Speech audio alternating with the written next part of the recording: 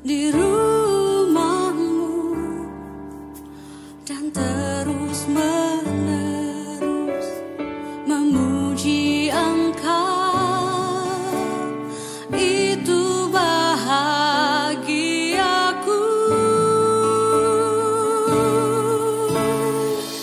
Lebih baik satu hari di hadiratmu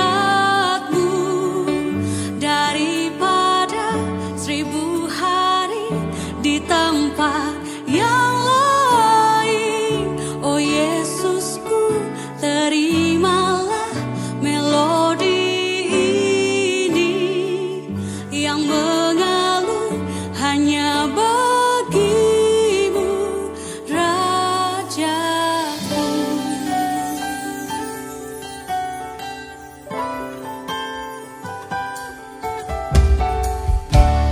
Betapa disenangi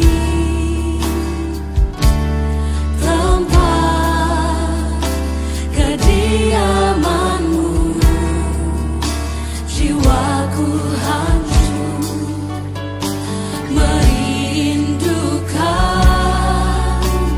pelataranmu.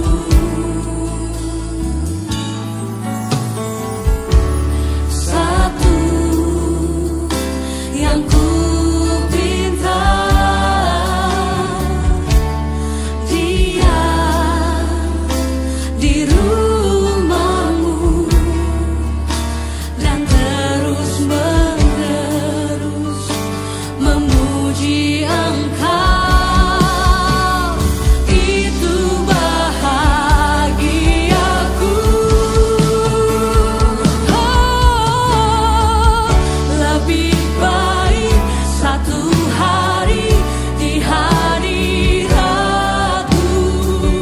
daripada 1000 hari di tempat yang lain. Oh Yesusku, terimalah melodi ini yang mengalun hanya bagimu, Rajaku.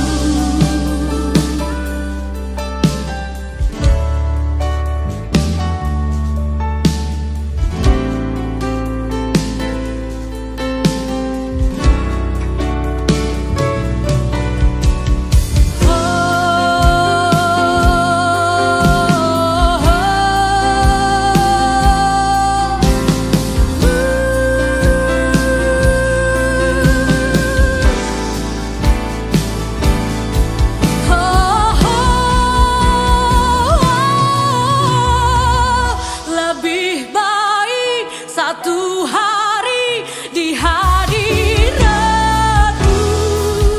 daripada 1000 hari di tempat yang lain. Oh Yesusku, terimalah melodi ini yang mengalun hanya bagimu, Rajaku.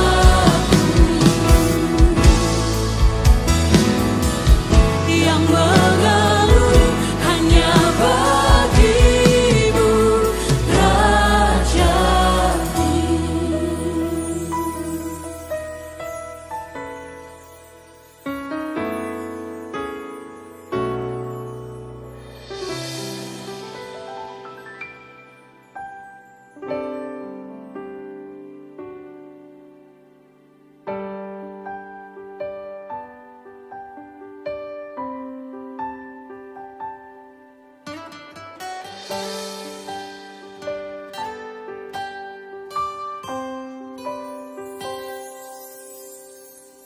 Rindu selalu dekat denganmu, Tuhan Yesus, sahabatku.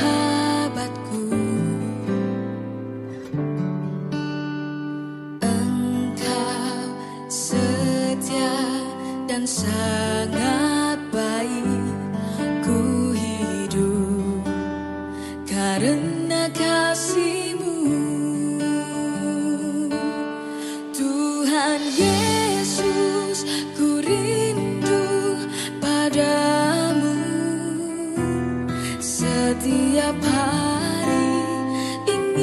bersamamu. Tuhan Yesus, kerinduan hatiku, menjadi sepertimu, senangkan hatimu.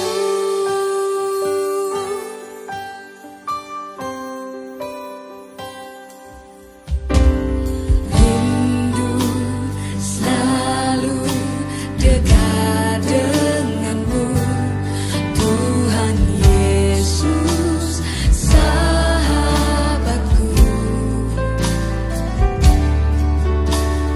Engkau setia dan sangat baik, ku hidup karena kasih-Mu. Oh, Tuhan Yesus, ku rindu padamu. Setiap hari ingin bersamamu. Tuhan Yesus, kerinduan hatiku, menjadi sepertimu, senangkan hatimu. Tuhan Yesus, ku rindu padamu. Setiap hari ingin bersamamu. Tuhan Yesus, kerinduan hatiku, menjadi sepertimu, senangkan hatimu.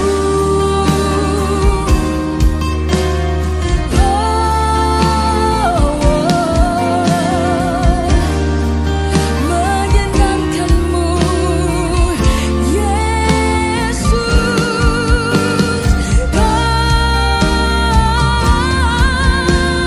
Kaulah kerinduanku.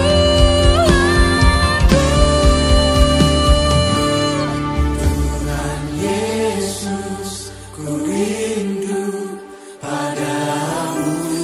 Oh, setiap hari ingin bersama Kau, kerinduanku, Yesus, kerinduan hatiku, menjadi sepertimu, senangkan hatimu, menjadi sepertimu, senangkan hatimu. Oh, menjadi sepertimu, senangkan hatimu.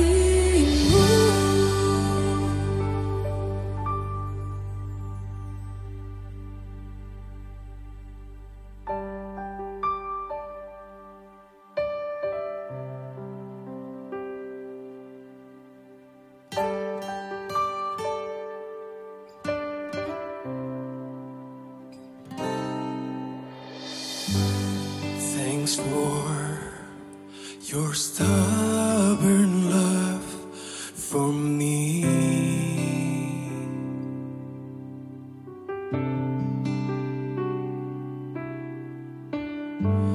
Just grace and mercy that I see.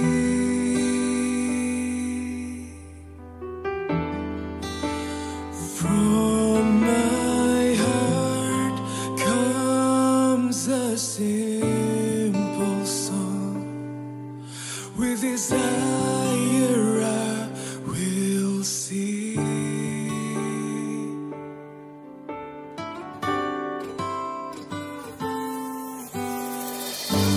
Jesus, I love you. Jesus, I love you. Though the seasons may change, still your love will remain. Jesus, I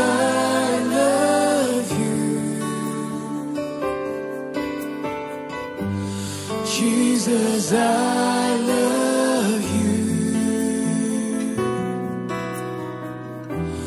Jesus, I love you. Hear the cry of my heart. Know every word is true. Jesus, I love you. Oh, thanks for your stubborn love for me.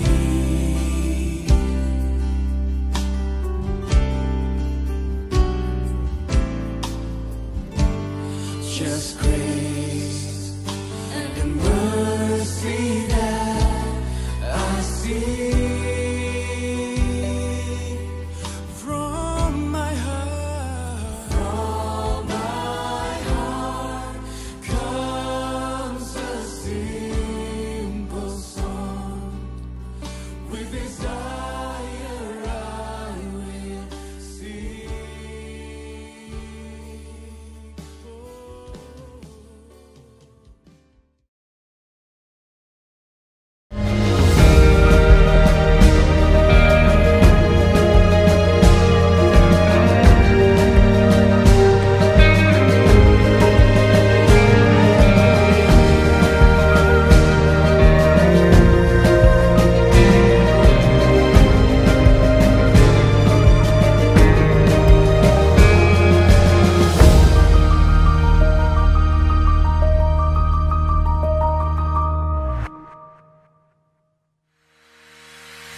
Selamat datang di Gereja Kemuliaan Sion.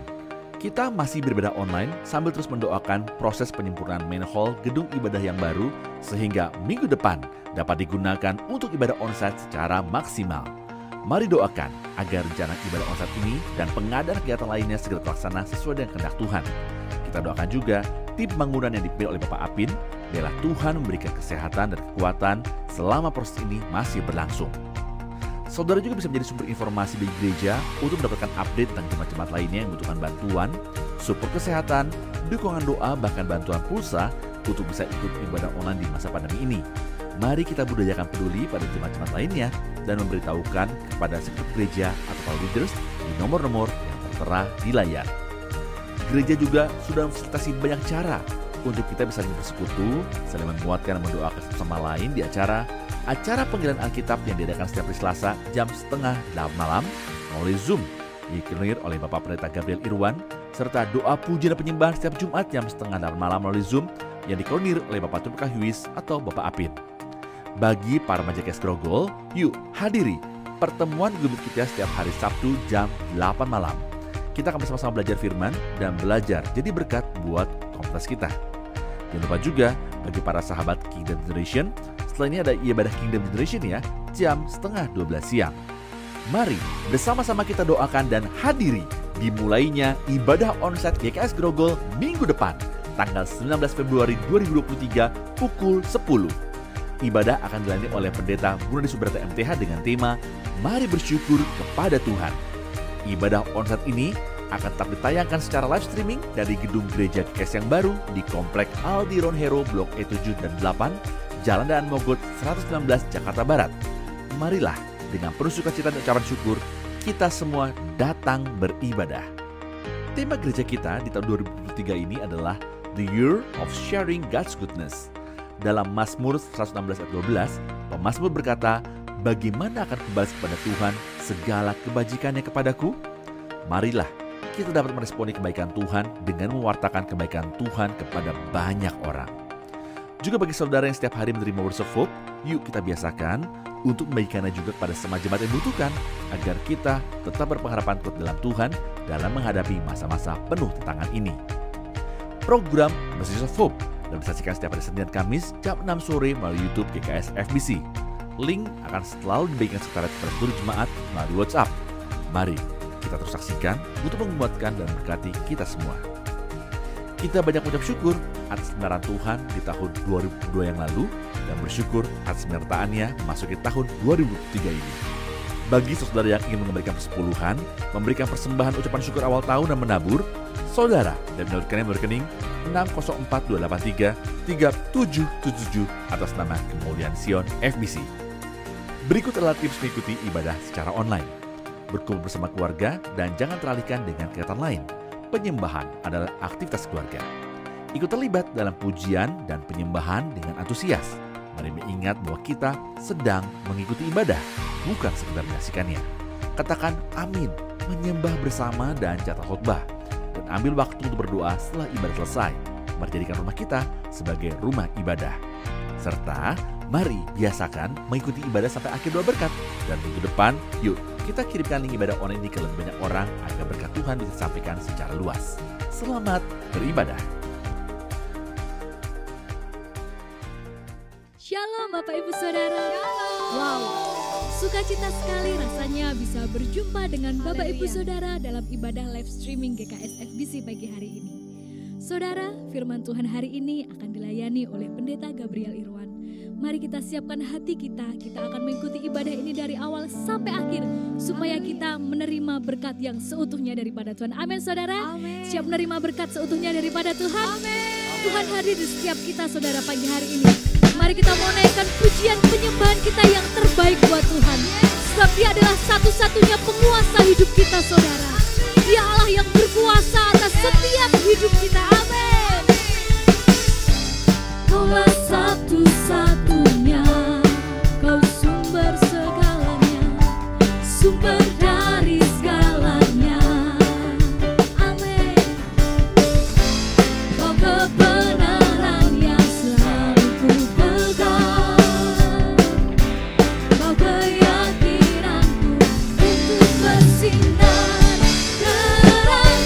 Yesus Tuhanku yang berkuasa atasku, hidupku takkan sama. Ku tahu sungguh anugerah-Mu bagiku, hidupku takkan sama. Haleluya. Hidup kami tidak sama lagi Tuhan. Sebab Engkau di dalam diri kami. Amin. Kaulah satu-satunya, terima kasih Tuhan, sumber dari segalanya. Kami mau pegang kebenaran-Mu Tuhan. Kau kebenaran yang selalu ku pegang, Kau keyakinanku untuk bersinar terang. Yesus Tuhanku yang berkuasa atasku, hidupku takkan sama. Ku tahu sungguh anugerah-Mu bagiku, hidupku takkan sama. Yesus Tuhanku yang berkuasa atasku, hidupku takkan sama. Dan ku tahu sungguh anugerah-Mu bagiku, hidupku takkan sama. Sebab Kau alasan kami hidup Tuhan. Hanya untuk memuliakan nama-Mu, meninggikan nama-Mu Jesus. Amin.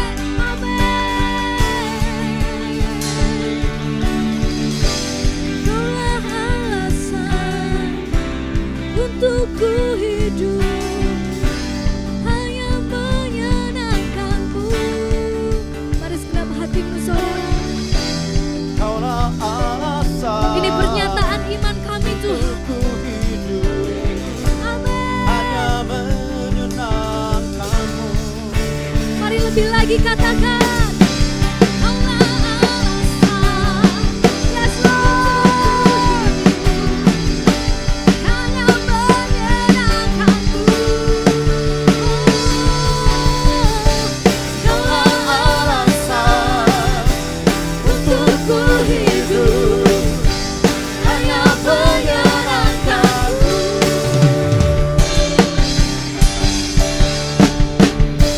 Yesus Tuhan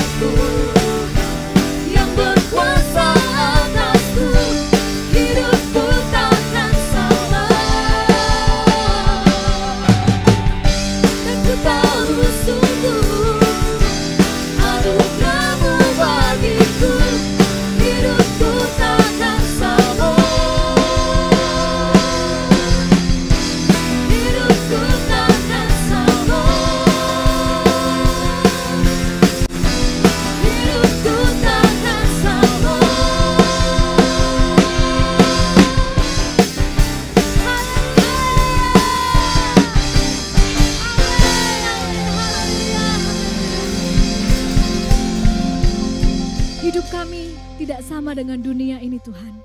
Sebab Engkau ada di dalam setiap hati kami. Tuhan, pagi hari ini kami rindu berjumpa dengan Engkau. Merasakan kasih-Mu yang lebih dalam lagi Tuhan.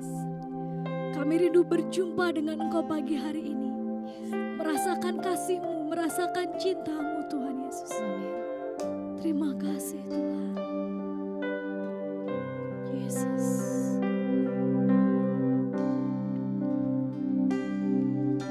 Seperti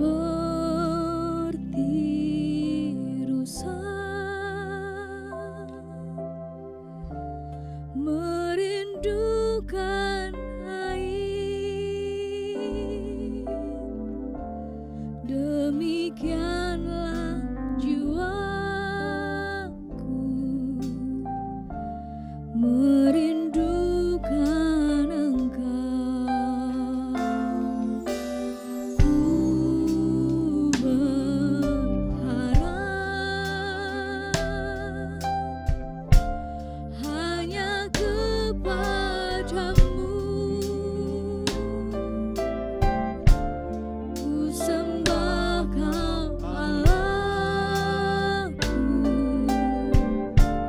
Tuhan dan Rajaku. Engkau sumber kehidupanku yang mengalir segarkan jiwaku. Engkau Yesus pengharapanku, ku sembah Kau dengan segenap hatiku. Amin. Seperti rusa, inilah kerinduan kami Tuhan. Merindukan air, demikianlah jiwaku merindukan Engkau. Kami hanya berharap kepadamu, Jesus, hanya kepadamu. Ku sembah Kau Allahku, Bapa dan Rajaku. Kaulah sumber kehidupanku yang mengalir segarkan jiwaku. Engkau Yesus pengharapanku, ku sembah Kau dengan segenap hatiku. Kaulah sumber kehidupanku yang mengalir segarkan jiwaku. Engkau Yesus pengharapanku, ku sembah Kau dengan segenap hatiku. Kaulah sumber kehidupanku yang mengalir segarkan jiwaku. Kaulah Yesus pengharapanku, ku sembah Kau dengan segenap hatiku.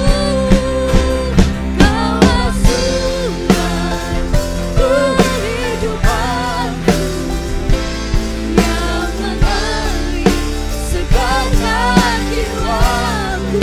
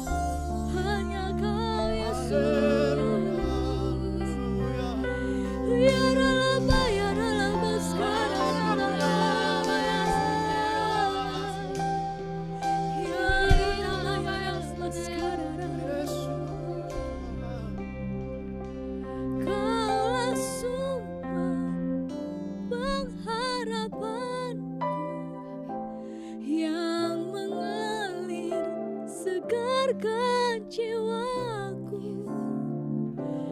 Engkau Yesus pengharapanku, ku sembah Kau dengan segenap hatiku. Kaulah sumber kehidupanku, yang mengalir segarkan jiwaku. Engkau Yesus pengharapan, ku sembah Kau dengan segenap hatiku. Kaulah sumber Kau yang mendengarkan setiap hati kami Tuhan. Kau yang menyembuhkan setiap hati kami, memuaskan hati kami Tuhan. Engkau Yesus pengharapan, Ku sembah Kau dengan segenap hatiku. Ku sembah Kau dengan segenap hatiku. Ku sembah Kau dengan segenap hatiku. Amin. Biarlah segenap hati kami memuji dan menyembah nama-Mu Tuhan. Saudara, selamat mendengarkan firman Tuhan. Tuhan Yesus memberkati.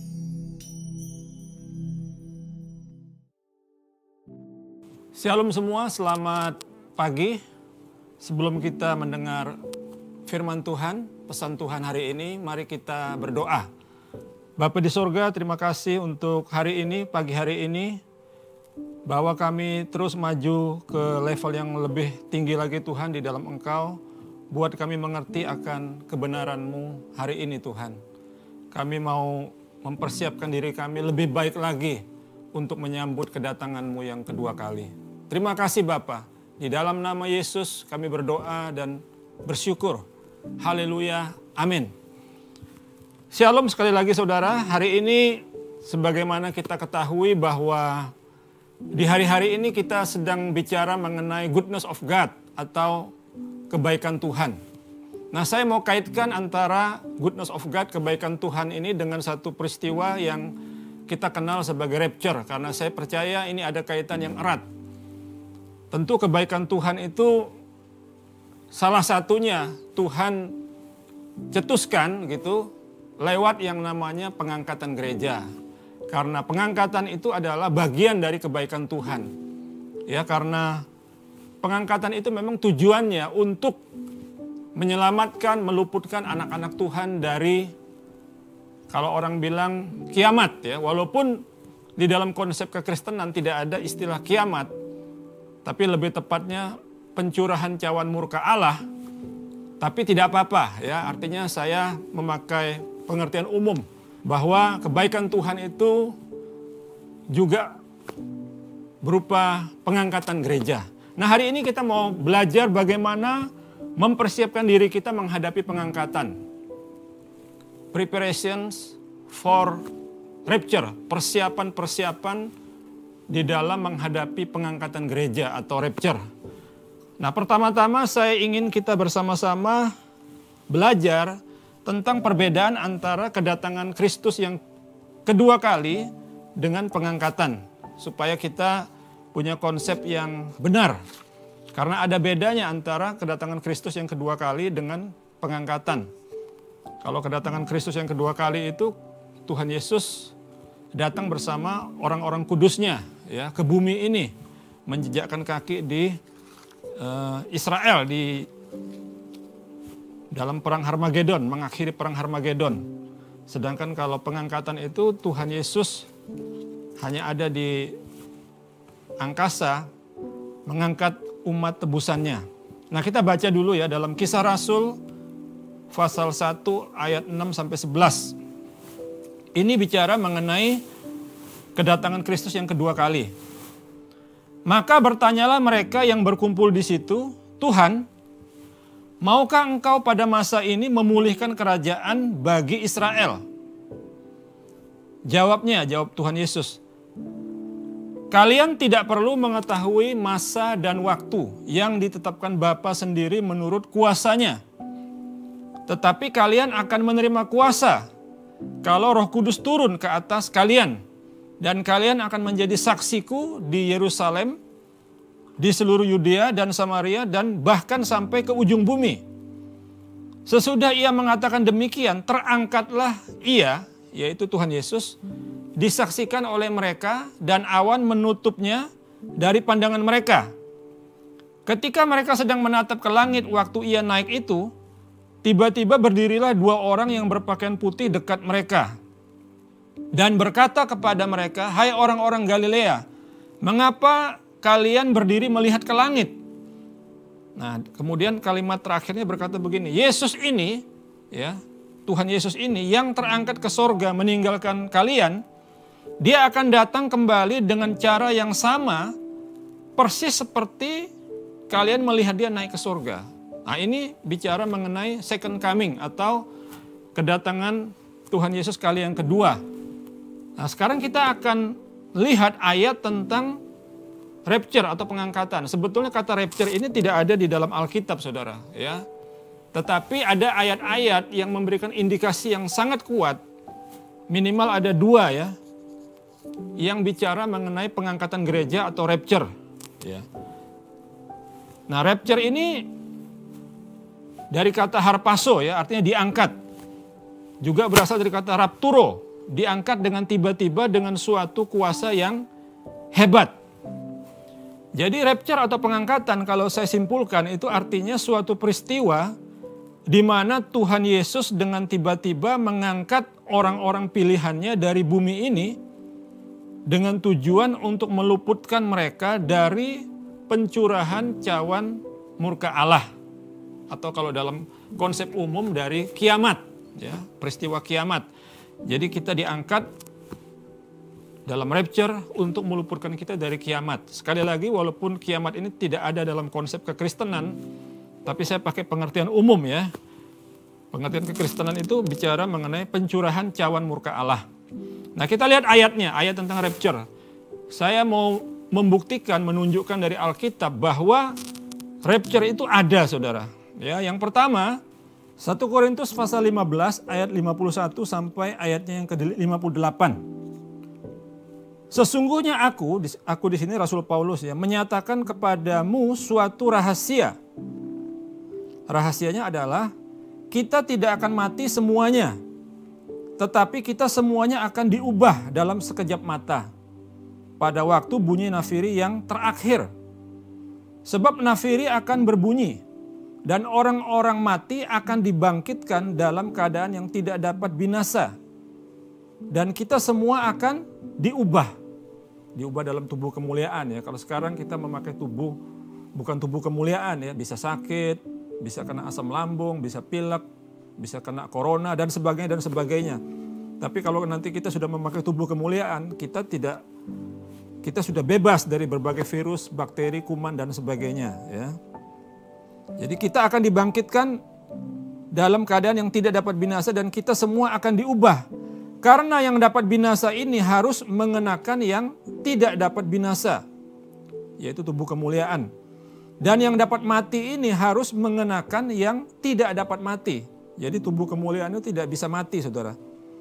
Dan sesudah yang dapat binasa ini mengenakan yang tidak dapat binasa, dan yang dapat mati ini mengenakan yang tidak dapat mati, maka akan genaplah firman Tuhan yang tertulis. Maut telah ditelan dalam kemenangan. Hai maut, di manakah kemenanganmu? Hai maut, di manakah sengatmu? Jadi jelas, ya, saudara, ini bicara mengenai pengangkatan gereja atau rapture.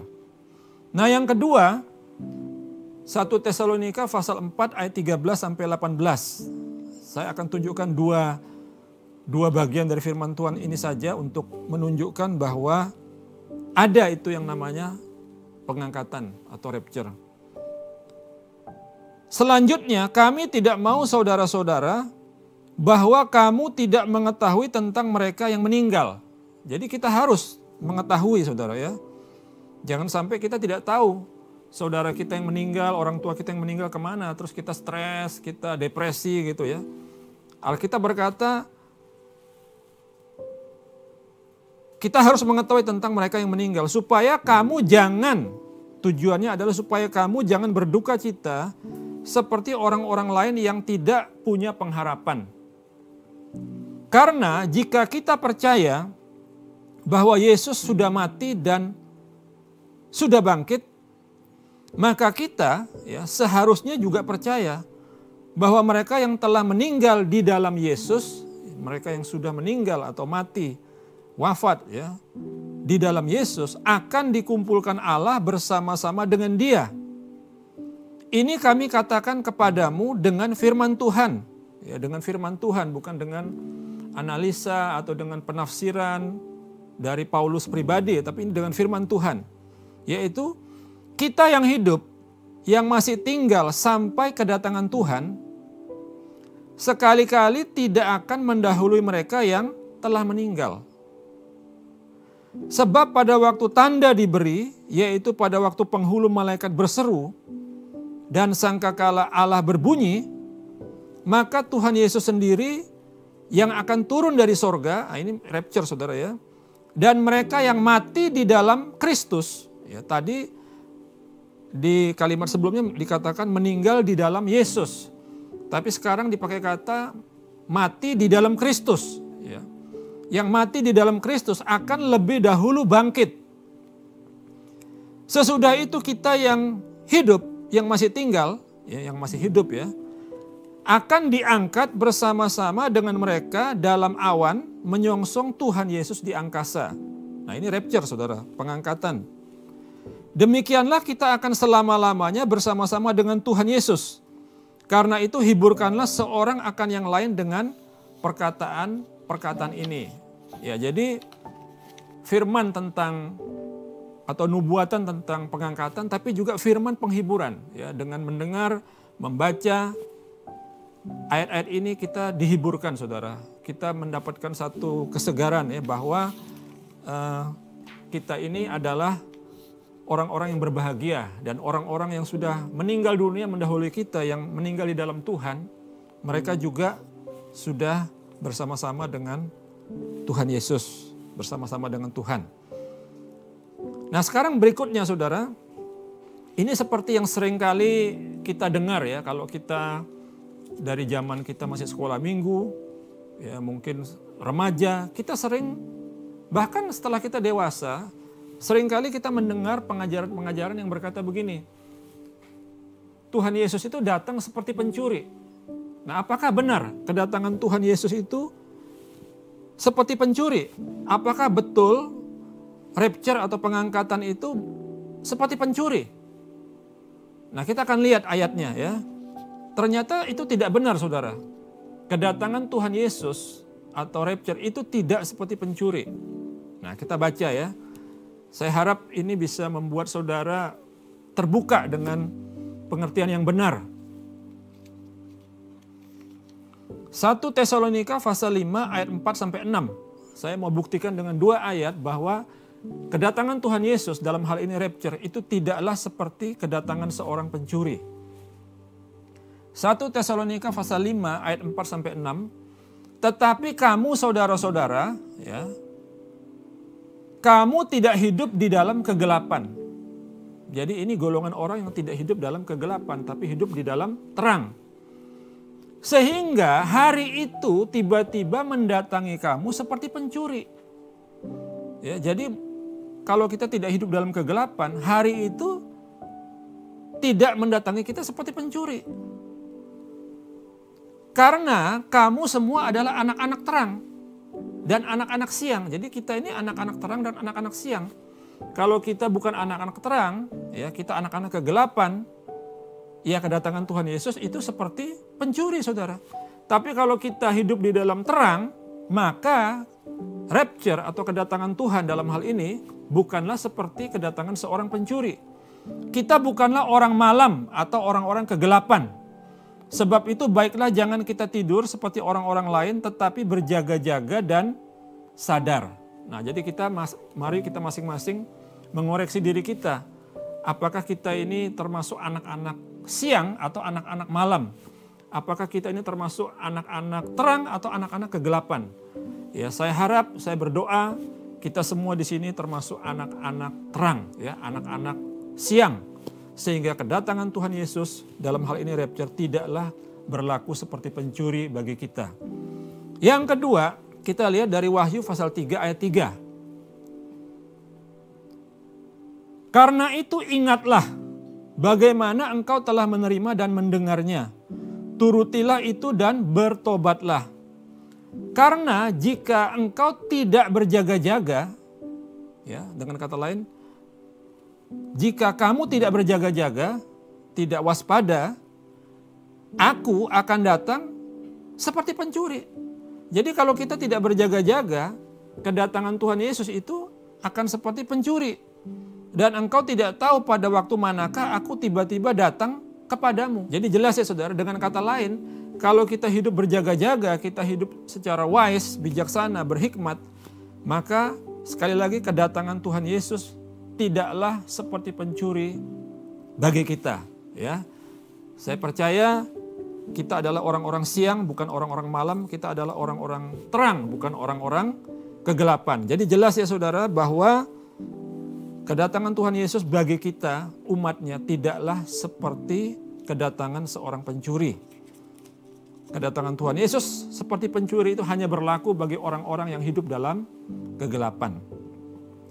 Tuhan itu justru mengharapkan anak-anaknya untuk tahu tentang times and seasons, atau waktu dan musim dari kedatangannya. Justru Tuhan itu menginginkan kita tahu musim dan waktu kedatangannya. Itu bisa kita lihat di dalam Matius pasal 16 ayat 2 sampai 3. Ya, saya akan bacakan buat saudara. Hari ini kita cukup banyak buka ayat Alkitab. Ya. Mungkin sifatnya lebih seperti Bible study, tapi tidak apa-apa saudara. Karena semakin saudara baca firman Tuhan, saudara semakin diperkaya dengan kebenaran. Matius 16 ayat 2 sampai 3. Tetapi jawab Yesus, pada petang hari karena langit merah, kamu berkata hari akan cerah. Dan pada pagi hari karena langit merah dan redup, kamu berkata hari buruk. Nah, kemudian kita bisa baca ayat selanjutnya, kalimat selanjutnya di sini ada ekspresi Tuhan agak marah ini. Rupa langit kamu tahu membedakannya, tetapi tanda-tanda zaman tidak. Ya, dengan kata lain Tuhan berkata rupa langit kalian bisa bedakan, tapi tanda-tanda zaman kalian tidak bisa bedakan. Harusnya kalian bisa bedakan tanda-tanda zaman. Harusnya kalian tahu tentang tanda-tanda zaman. Ya, jadi ini kerinduan hati Tuhan ya. Tuhan ingin kita tahu tentang tanda-tanda zaman, tentang rapture. Baik saudara, sekarang kita akan lihat beberapa kebenaran penting mengenai pengangkatan. Ya, beberapa kebenaran penting mengenai pengangkatan. Yang pertama, pengangkatan itu memang ada dan pasti terjadi. Ya, jelas. Pengangkatan itu memang ada dan pasti terjadi, pasti terjadi. Karena sudah ada nubuatan di dalam Alkitab. Ini bukan nubuatan personal profesi atau nubuatan personal. Kalau nubuatan personal itu sifatnya bersyarat, saudara, bisa terjadi, bisa tidak, tergantung dari yang menerima nubuatan itu. Kalau dia tidak menggenapi apa yang diperintahkan dalam nubuatan, misalkan, hai anakku, dalam 3 bulan ke depan kamu akan diberkati berlimpah-limpah. Tapi renungkan firman Tuhan siang dan malam. Nah, saudara tidak lakukan perenungan firman Tuhan siang dan malam, maka jangan heran kalau nubuatan itu tidak tergenapi. Nah, itu personal profesi. Tapi nubuatan Alkitab tidak bisa tidak, pasti terjadi. Karena ini sudah tertulis di dalam Alkitab, dalam firman Tuhan. Ya. Jadi pengangkatan itu memang ada dan pasti terjadi. Karena ada ayat-ayat firman Tuhannya. Yang kedua, tidak semua anak Tuhan atau orang Kristen itu akan diangkat. Ini beritanya memang kurang enak, tapi ya inilah kebenaran. Kita harus terima ini. Karena apa? Pengangkatan itu berlaku secara selektif.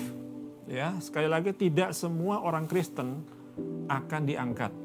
Jelas kita bisa lihat ya tentang perumpamaan 5 anak dara yang bodoh dan 5 anak dara yang bijaksana. Itu bicara mengenai dua kelompok anak Tuhan, dua kelompok orang Kristen, ya. Yang golongan anak darah yang bijaksana, mereka diangkat. Mereka masuk dalam pesta nikah anak domba Allah. Sedangkan yang golongan 5 anak darah yang bodoh, mereka tertinggal. Jadi jelas ya, bahwa ada golongan yang diangkat, ada golongan yang ditinggal. Jadi sekali lagi, tidak semua anak Tuhan itu diangkat. Karena sekali lagi, Tuhan itu hanya mengangkat mempelai wanitanya. Tuhan bukan mengangkat umatnya, ya. Tapi level yang lebih tinggi lagi yaitu Tuhan mengangkat mempelai wanitanya. Dan mempelai wanita itu pasti orang yang sudah dewasa secara rohani, ya. Tidak mungkin orang jadi mempelai itu orang masih anak-anak, ya, masih anak-anak, masih ABG. Pasti orang yang sudah dewasa yang dijadikan dan berstatus sebagai mempelai. Dan yang ketiga, kebenaran ketiga, masa aniaya dan kesusahan besar akan terjadi. Sekali lagi saya katakan, masa aniaya dan kesesakan besar, masa kesusahan besar akan terjadi. Jadi kita harus siap-siap saudara, ya. Kita harus siap-siap. Nah sekarang saya masuk ke inti dari firman Tuhan hari ini. Bagaimana persiapan untuk menyambut rapture? Sesuai dengan judulnya, Preparations for Rapture, atau persiapan untuk menyambut rapture atau pengangkatan. Yang pertama, waspada saudara. Waspada. Jangan sampai tertidur. Ya. Untuk waspada kita mesti berjaga-jaga. Ya. Kita baca ayatnya ya, Lukas 21 ayat 36. Injil Lukas 21 ayat 36, berjaga-jagalah senantiasa. Jadi selalu, berjaga-jaga itu harus senantiasa, selalu. Bukan kadang-kadang, bukan sometimes. Tapi always, selalu. Sambil berdoa. Jadi berjaga-jaga sambil berdoa. Jadi berjaga-jaga itu penting, berdoa itu juga penting. Tujuannya apa? Supaya kamu beroleh kekuatan untuk luput, ya, dari semua yang akan terjadi itu. Dan supaya kamu tahan berdiri di hadapan anak manusia. Ya. Karena ada kemungkinan banyak orang Kristen tidak tahan berdiri di hadapan Tuhan Yesus kelak. Tidak tahan. Kenapa? Karena mereka tidak waspada, mereka tidak wise, mereka tidak berjaga-jaga. Sehingga ketika Tuhan Yesus datang dalam rapture, mereka tidak tahan, saudara. Dan akibatnya tidak mengalami pengangkatan. Kemudian juga berjaga-jaga di sini, ya. Kita harus belajar firman-Nya, saudara. Belajar firman-Nya ini bagian dari berjaga-jaga. Kita perlu belajar tentang nubuatan-nubuatan Alkitab. Terutama belajar tentang nubuat-nubuat tentang Israel. Hamba Tuhan Derek Prince pernah berkata bahwa Israel itu adalah bel atau loncengnya Tuhan. Dengan kata lain, apa yang dialami oleh Israel itu secara rohani mempengaruhi orang-orang Kristen, mempengaruhi bahkan seluruh dunia ini. Jadi sekali lagi Israel itu adalah loncengnya Tuhan. Nah, saudara ingin tahu kita sudah sampai tahap mana di akhir zaman ini? Lihatlah kondisi yang terjadi di Israel saat ini, ya. Peperangan yang mereka alami dan mungkin pembangunan kembali bait suci yang ketiga itu sudah pertanda, ya. Jadi sekali lagi pelajari nubuat-nubuatan yang berkaitan dengan Israel. Itu bagian dari sikap kita waspada, berjaga-jaga. Yang kedua, jaga diri kita, jaga dirimu supaya hatimu jangan syarat oleh pesta pora, oleh kemabukan serta kepentingan-kepentingan duniawi. Ya. Terjemahan lain dalam bahasa aslinya berkata hati kita itu jangan menjadi berat dengan pesta pora, ya, dengan hal-hal yang sifatnya duniawi. Jangan sampai hati kita menjadi berat dengan hal-hal duniawi. Saya ingat beberapa waktu yang lalu hamba Tuhan Benny Hinn pernah berkata bahwa, dan dia mendorong orang-orang yang berada di bawah coveringnya, sudahlah, tidak usah nonton televisi lagi. Ya, walaupun itu mungkin agak ekstrem, tapi saya percaya di hari-hari seperti begini kita harus waspada, saudara. Dia menerapkan pada dirinya sendiri. Saya tidak nonton TV lagi dan sekarang saya lebih banyak baca Alkitab. Dalam setahun saya bisa selesai 3 kali pembacaan Alkitab dari Kejadian sampai Wahyu. Saya bahkan, walaupun saya sebuah keluarga, saya punya keluarga, punya anak, punya cucu, tapi saya tidak mau sampai meluangkan waktu lebih banyak dengan keluarga saya dibanding dengan Tuhan. Saya juga tidak mau meluangkan waktu lebih banyak dalam pelayanan dibanding dengan Tuhan. Jadi intinya, hamba Tuhan ini mengajarkan bahwa jangan sampai hati kita itu terpikat dengan dunia ini. Karena hari-hari di mana kita hidup ini hari-hari yang sudah menjelang pengangkatan gereja. Jangan sampai ketika pengangkatan itu terjadi kita syok, saudara, kita terkejut. Karena ternyata kita belum siap. Mungkin kita berpikir hidup kita oke, kita merasa kita sudah siap, ternyata kita belum siap. Ya. Belum siap di sini bukan sekedar dalam arti belum siap untuk diangkat, tapi saya percaya juga belum siap dalam arti kita belum menyelesaikan destiny kita. Jatah kita belum selesaikan. Bisa saja mungkin kita diangkat, saudara, ya, karena kita memenuhi kualifikasi, ya. Bisa saja mungkin kita diangkat, tapi ada faktor-faktor tertentu yang kita belum selesai di mata Tuhan. Nah, itu sangat sedih, saudara, ya. Sangat menyedihkan. Jadi mari kita gunakan waktu-waktu yang ada dengan sebaik-baiknya. Sekali lagi firman Tuhan berkata, hatimu jangan sampai menjadi berat dengan pesta pora, ya, dengan hal-hal duniawi, dengan kemabukan, serta kepentingan duniawi. Ya, zaman sekarang kan daya tarik dunia sangat kuat, saudara, ya. Traveling, mungkin drama Korea, mungkin film-film Hollywood, banyak sekali. Termasuk juga gadget. Ya, sekarang kalau dulu kita mau rekreasi, kita mesti ke suatu tempat. Sekarang orang bisa saja hanya ada dalam satu ruangan dengan ada jaringan internet, dia cuma pegang HP, gadget, dia bisa menjelajah ke seluruh dunia. Ya, dia bisa berselancar di dunia maya berjam-jam, saudara. Nah, kadang-kadang kita tidak sadar hal-hal seperti itu membuat kita kehilangan waktu-waktu berharga kita dengan Tuhan. Kita menjadi kehilangan keintiman dengan Tuhan. Nah, jadi kita perlu waspada, hati-hati. Jangan sampai hatimu menjadi berat, ya, dengan pesta pora, kemabukan, serta kepentingan duniawi. Nah, yang ketiga, persiapan apa yang perlu kita siapkan supaya di dalam menghadapi pengangkatan gereja? Yang ketiga, melipat gandakan talenta. Ya, melipat gandakan talenta. Alkitab menceritakan, ya, ada seorang bos yang mau keluar negeri dan dia panggil anak buahnya. Nah, ada anak buahnya yang dia beri 5 talenta. Ada yang dia kasih 2 talenta, ada yang dia kasih 1 talenta. Masing-masing menurut kesanggupannya. Nah, talenta itu apa? Talenta itu bakat atau kemampuan yang dianugerahkan Tuhan untuk setiap kita. Setiap kita tuh pasti minimal punya 1 talenta. Ya, minimal pasti punya 1 talenta. Nah, ini kita harus kembangkan. Sementara kita menantikan, ya, mau menyambut datangnya hari pengangkatan, mari kembangkan talenta yang Tuhan percayakan kepada kita.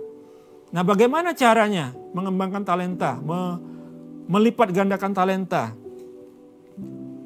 Tipsnya ada, ya. Tipsnya melatih diri saudara terus-menerus tanpa takut gagal atau salah. Ya. Yang kedua, masuk dalam kelompok yang sejenis supaya dapat saling mengembangkan, mempertajam talenta saudara. Ya. Yang ketiga, belajar dan berani bertanya kepada mereka-mereka yang lebih senior atau lebih berpengalaman. Itu cara kita mengembangkan talenta kita. Nah, sekarang saya mau ajak kita baca satu ayat di dalam 1 Korintus 1 ayat 7.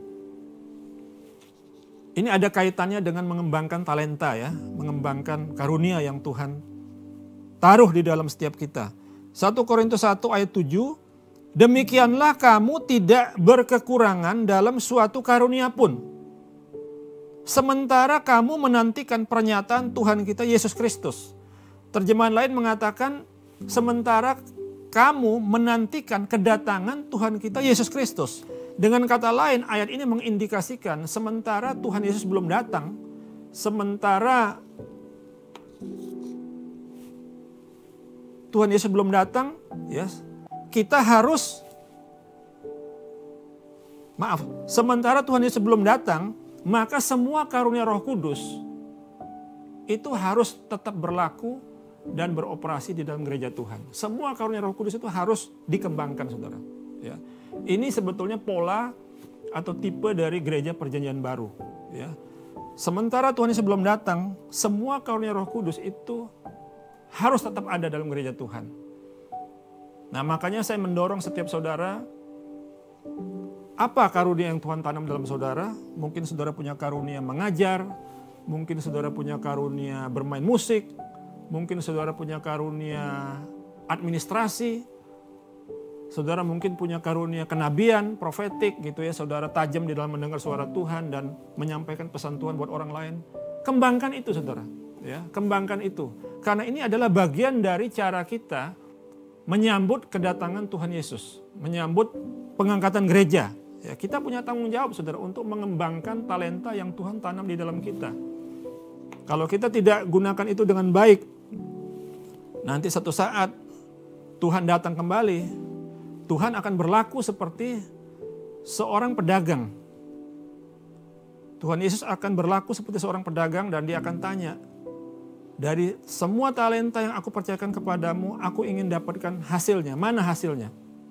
Nah, ternyata kita cuma pendam saja, saudara. Nah, itu sayang sekali ya. Jadi kembangkan talenta kita. Kita perlu mengembangkan talenta kita. Itu bagian dari sikap kita di dalam menyambut pengangkatan gereja. Yang berikutnya, hidup tidak bercacat dan tidak bernoda di hadapannya. Ya. Kita baca ayatnya di dalam 2 Petrus 3 ayat 14. Sebab itu saudara-saudaraku yang kekasih, sambil menantikan semuanya ini, ya, sambil menantikan datangnya hari pengangkatan, kalian harus berusaha supaya kalian kedapatan tidak bercacat dan tidak bernoda di hadapannya dalam pendamaian dengan Dia. Nah, kata tidak bercacat dan tidak bernoda ini, menurut hamba Tuhan Brian Bailey yang merupakan salah satu mentor dari GKS Grogol, itu memakai kata amometos, dari kata Yunani amometos, yang artinya tidak bisa dituduh atau didakwa dengan suatu kesalahan dalam perbuatan. Ya, itu pentingnya, saudara, setiap kita perlu sering-sering mengevaluasi hidup kita. Dan saya sarankan waktu yang terbaik adalah malam hari. Ya. Malam hari sebelum tidur, mari kita evaluasi hidup kita. Kita datang ke hadapan Tuhan. Kita mengaku salah, mungkin di sepanjang hari kita menghakimi orang, kita ngomongin orang, menjelekkan orang. Ya, kita minta ampun. Supaya apa? Supaya kita kedapatan tidak bercacat dan tidak bernoda di hadapannya. Kita berdoa, Tuhan, ampuni ketidakakuratanku selama ini. Mungkin kita pikir kita sudah baik-baik saja dalam hidup ini. Kita tidak berbuat hal-hal yang jahat. Tapi kalau kita tidak bergerak di dalam ketepatan waktu Tuhan, itu juga sebetulnya suatu dosa. Karena itu kita perlu berdoa, Tuhan ampuni ketidakakuratanku selama ini. Mungkin kita bergerak tidak akurat. Ya, Tuhan suruhnya ke kiri, kita ke kanan. Ya, Tuhan suruh jalannya 200 meter, kita 300 meter. Tuhan suruh kita melakukan ini, kita melakukan itu. Ya kan, bisa saja.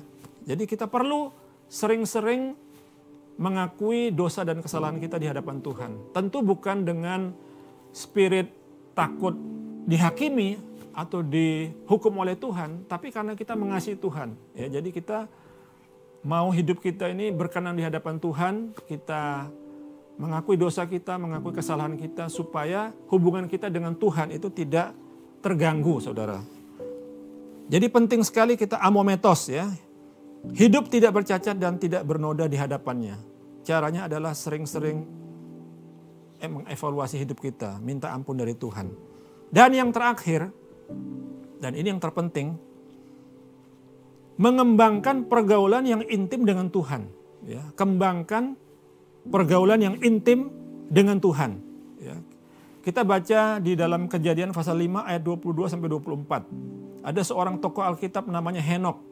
Henokh ini adalah, kalau saya boleh katakan, dia adalah orang pertama yang mengalami pengangkatan. Ya, kita tahu bahwa perjanjian lama itu adalah bayang-bayang, perjanjian baru itu adalah perwujudan.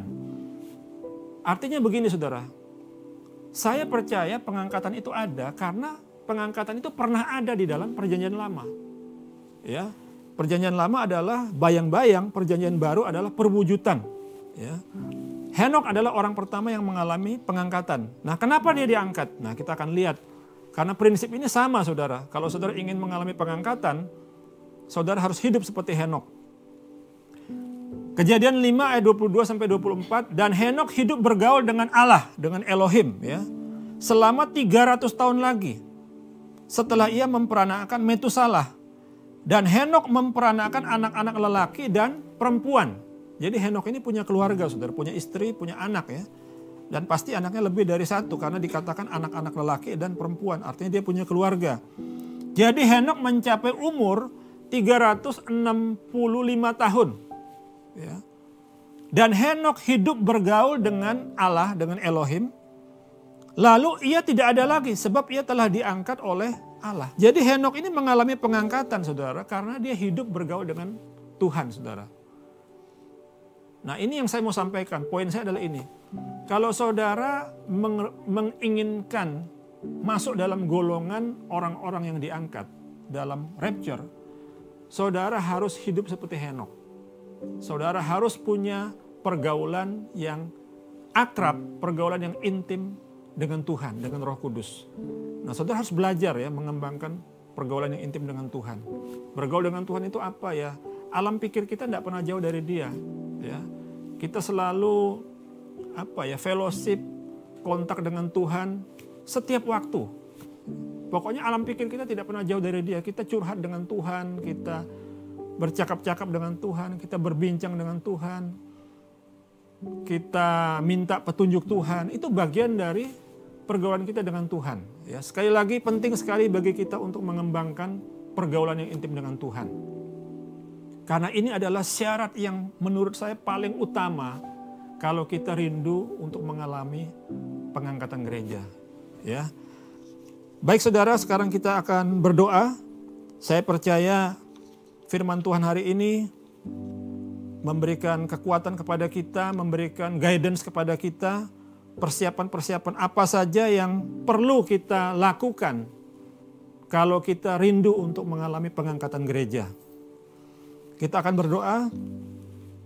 Bapa Sorgawi, di dalam nama Tuhan Yesus Kristus, siapkan setiap kami supaya tidak satu orang pun dari antara kami yang terlewat dari peristiwa yang mulia ini, yaitu rapture. Taruhkan dalam hati setiap kami kelaparan dan kehausan akan firman-Mu yang belum pernah kami miliki sebelumnya.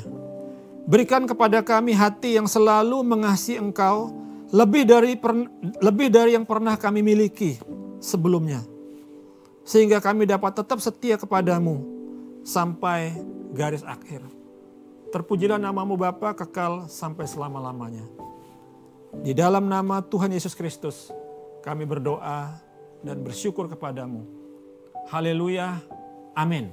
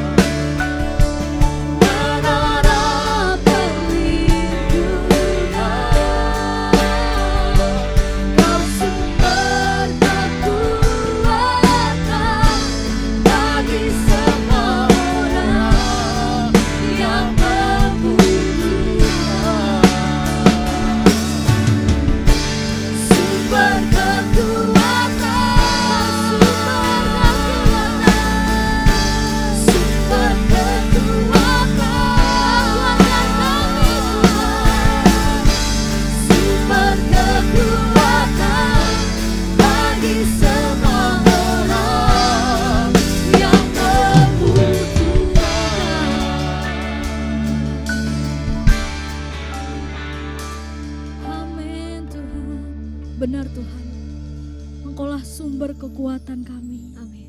Engkau tempat penghiburan kami. Amin. Ketika kami mencari wajah-Mu Tuhan, kami menemukan kasih-Mu. Yes. Engkau bukan Allah yang jauh dari kami. Engkau bukan Allah yang meninggalkan kami. Tetapi Engkau Allah yang selalu dan selalu dekat dengan kami. Kami bersyukur, kami bangga. Dan kami bersyukur Tuhan memiliki Allah seperti Engkau. Tuhan yang selalu bersama berjalan dengan kami. Kami bersyukur Tuhan pagi hari ini kami boleh beribadah. Kami menerima berkat kebenaran firman Tuhan. Biarlah firman-Mu yang telah disampaikan pagi hari ini mengingatkan kami, menegur kami, dan mengubahkan hidup kami. Sehingga hidup kami Tuhan menjadi berkat dan berbuah manis yang akhirnya memuliakan nama Tuhan. Tuhan terima kasih ketika pagi hari ini kami juga boleh bersatu hati berdoa syafaat, menaikkan doa permohonan kami di hadapan-Mu ya Bapa. Kami berdoa Tuhan buat gereja di mana kami berada saat ini. Kami bersyukur Tuhan kalau Tuhan menempatkan kami di gereja kemuliaan Sion. Kami tahu Tuhan Engkau berkenan di atas gereja kami. Amin. Berkati gereja kami dari mulai gembala senior kami Bapak Pendeta Bunadi Subrata beserta dengan istri, anak dan keluarganya. Tuhan berkati. Apapun yang dikerjakan dibuat Tuhan berhasil. Pelayanannya semakin hari semakin memuliakan nama-Mu Tuhan. Membawa siap jemaat-Mu, membawa siap jiwa-jiwa untuk berjumpa dengan Engkau. Sehingga siap kebenaran firman-Mu yang disampaikan oleh hamba-Mu ini Tuhan. Membawa setiap jemaat untuk mengalami pertobatan di dalam nama Tuhan Yesus. Mereka merasakan kasih Tuhan melalui hamba-Mu ini Tuhan. Berkati Tuhan biarlah hamba-Mu ini boleh memimpin kami dengan hikmat yang daripada Tuhan. Terima kasih Bapak, berkati juga para leaders Tuhan di tempat ini. Berkati setiap gereja-gereja di satelit-satelit kami Tuhan. Baik di Jakarta, di Klaten, di Jogja, di Solo, dimanapun berada Tuhan berkati. Biarlah melalui gereja kemuliaan Sion ini Tuhan nama-Mu dimuliakan. Nama-Mu boleh ditinggikan dan Engkau disukakan di atas gereja kami Tuhan. Bapak kami bersyukur untuk pembangunan gereja kami. Kalau sampai hari ini Tuhan menyertai, itu bukan karena kekuatan kami, tapi semata-mata hanya karena anugerah-Mu saja Tuhan. Kami boleh membangun gereja hanya karena kemurahan-Mu saja Tuhan. Mujizat demi mujizat Tuhan nyatakan. Perkara-perkara ajaib Tuhan nyatakan melalui gereja kami. Biarlah gereja kami tidak hanya sebatas gedung saja Tuhan, tetapi benar-benar membawa jiwa-jiwa yang dimenangkan di dalam nama Tuhan Yesus. Ketika orang-orang masuk ke dalam gereja ini Tuhan, mereka mengalami perjumpaan pribadi dengan Tuhan. Mereka mengalami kasih Tuhan yang semakin dalam. Mereka mengalami mujizat demi mujizat. Mereka mengalami pertobatan demi pertobatan. Mereka mengalami kesembuhan demi kesembuhan melalui gereja ini Tuhan. Dan gereja ini memuliakan nama Tuhan. Menyenangkan hati-Mu Bapa. Biarlah melalui gereja ini Tuhan, Engkau tersenyum melalui gereja kami. Berkati Bapak Apin Tuhan ketika membangun gereja kami. Hikmat dan kekuatan daripada Tuhan ketika memimpin para tukang. Juga Tuhan berkati para tukang yang sudah bekerja lelah Tuhan membantu kami. Tuhan berkati di dalam nama Tuhan Yesus. Kesehatan Tuhan berkati di dalam nama Tuhan Yesus. Bahkan keluarganya juga Tuhan berkati. Bahkan Tuhan kami rindu setiap para tukang yang belum mengenal Engkau. Mereka mengalami perjumpaan pribadi dengan Engkau. Ketika mereka membangun gereja ini Tuhan. Ketika mereka mengasah kayu Tuhan. Ketika mereka mengaduk semen Tuhan. Mereka merasakan kasih Tuhan yang besar Tuhan. Amin. Terima kasih Bapak, terima kasih. Kami berdoa Tuhan buat setiap para jemaat di tempat ini Tuhan. Para jemaat gereja kemuliaan Sion Tuhan berkati. Yang sakit Tuhan sembuhkan. Yang susah hati Tuhan hiburkan. Yang mengalami pergumulan Tuhan jawab sesuai dengan kehendak-Mu Bapa. Beri kami kesatuan hati para jemaat Tuhan. Sehingga mereka boleh berduyung-duyung datang untuk memuji-Mu di tempat ini Tuhan. Terima kasih Bapak kalau kami ada rencana Tuhan akan memulai ibadah onset pada tanggal 19 nanti. Kiranya Tuhan berkati Tuhan. Tuhan sendiri yang memanggil setiap jiwa-jiwa untuk datang bersekutu bersama. Memuji-Mu, menyembah-Mu, mengalami perjumpaan pribadi dengan Engkau Tuhan. Berkati Bapak, terima kasih Tuhan, terima kasih. Kami juga berdoa Tuhan buat bangsa dan negara kami. Terima kasih buat Bapak Presiden yang Tuhan sudah pilih. Biarlah beliau boleh memimpin dengan rasa yang cinta akan Engkau Tuhan. Takut kepadamu Tuhan, otoritas daripada Tuhan penuh atas Bapak Presiden kami Tuhan. Berkati Tuhan setiap pemimpin-pemimpin bangsa kami. Mulai dari yang teratas sampai kepada yang ke bawah, Tuhan berkati Tuhan. Biarlah bangsa kami penuh dengan damai sejahtera. Kami perkatakan bangsa kami, shalom buat bangsa kami di dalam nama Tuhan Yesus. Ada mujizat terjadi di bangsa kami. Ada pemulihan terjadi di bangsa kami. Ada kesembuhan terjadi di bangsa kami. Kami tahu Tuhan Engkau mengasihi Indonesia. Kami tahu Tuhan matamu tertuju buat bangsa kami. Kami rindu Tuhan ada hujan pertobatan terjadi di bangsa kami. Sampai kami melihat setiap lutut bertelut, setiap lidah mengaku bahwa Engkau adalah satu-satunya juru selamat yang hidup. Allah yang ajaib, Allah yang layak ditinggikan dan layak disembah. Terima kasih Tuhan, terima kasih. Berkati Tuhan generasi-generasi muda di bangsa kami. Biarlah Tuhan boleh terbit generasi muda yang takut akan Tuhan. Generasi yang berpegang pada firman Tuhan. Sehingga menjadi teladan dan menjadi berkat buat sesamanya. Terima kasih Bapak, terima kasih. Pada akhirnya kami mengembalikan seluruh hormat, kemuliaan dan kuasa kami kembalikan hanya untuk hormat kemuliaan nama-Mu.